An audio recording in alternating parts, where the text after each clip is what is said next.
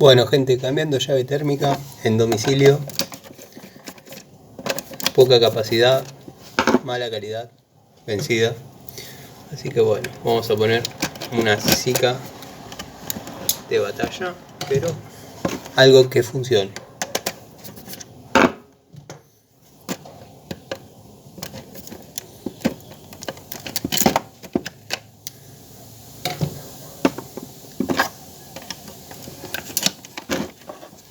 Vamos a ver si podemos hacer un poquito más de foco para que se vea cómo se desmonta, dado que tiene unas trabitas que hay que correrlas con él.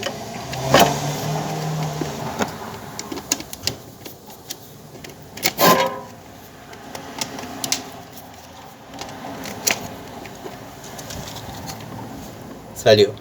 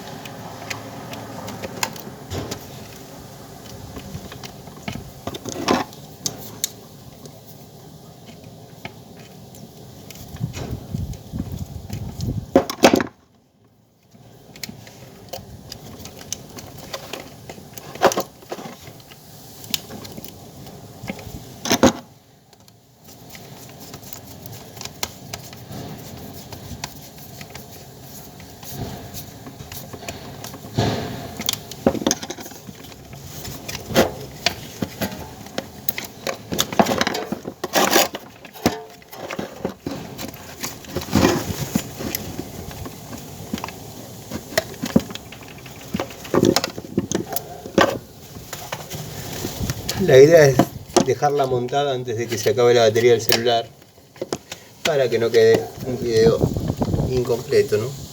Pero bueno, lo vamos a intentar.